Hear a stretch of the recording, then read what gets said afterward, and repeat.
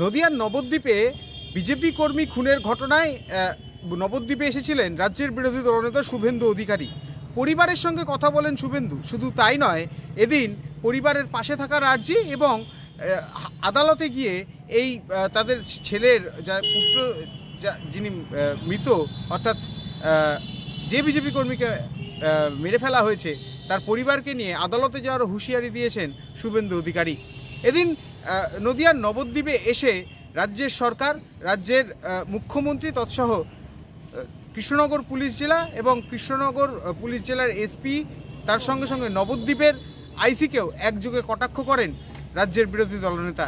তবে তিনি এও জানাচ্ছেন যে বাংলায় এখন আইনের শাসন নেই, আর প্রশাসন তৃণমূল যারা করবে তাদেরকে ধরবে না।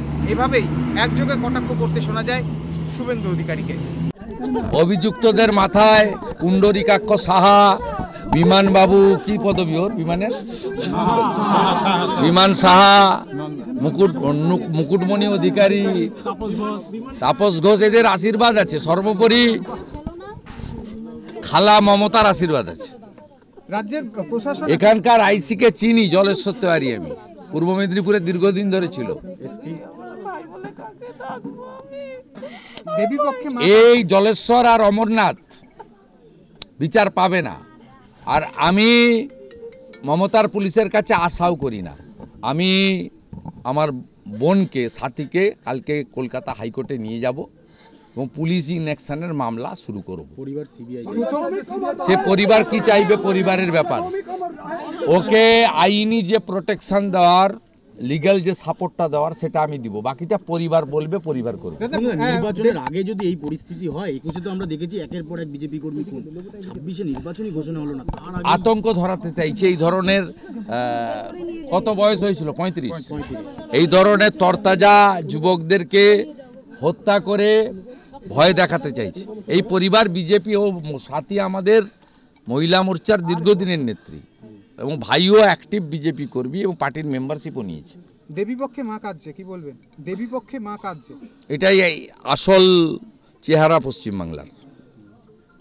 অভয়ার মাও কাঁদছে, তামান্নার মাও কাঁদছে, আর আমাদের সঞ্জয়ের মা এবং তার দিদিও কাঁদছে। প্রশাসন কি পারতো না এখনো পর্যন্ত গ্রেফতার করতে? না, করবে না, করবে না। ওরা তৃণমূল করে। রবীন্দ্রনাথ ঠাকুরের ছবি পোড়ানোর পরেও গ্রেপ্তার হয় না, তৃণমূল সাসপেন্ড করার পরে গ্রেপ্তার হয়। পরিষ্কার কথা, মমতার আমলে যদি তৃণমূল করেন, ধর্ষণ করুন, খুন করুন, গ্রেপ্তার হবে না।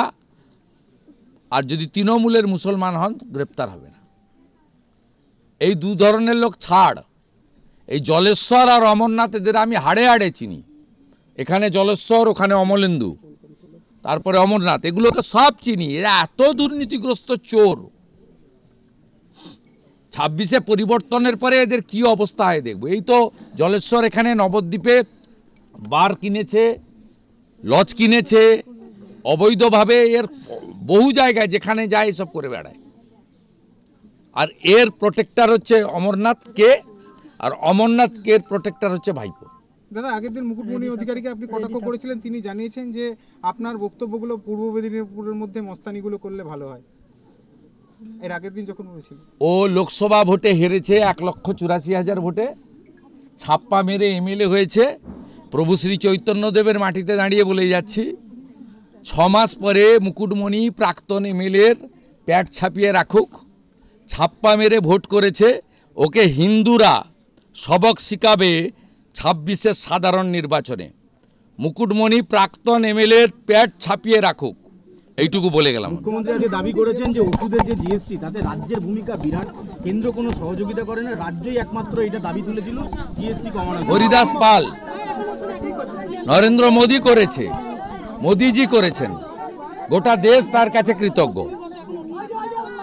দুর্গাপূজায় এবং নবরাত্রিতে তিনি ভারতবাসীকে গিফট দিয়েছেন।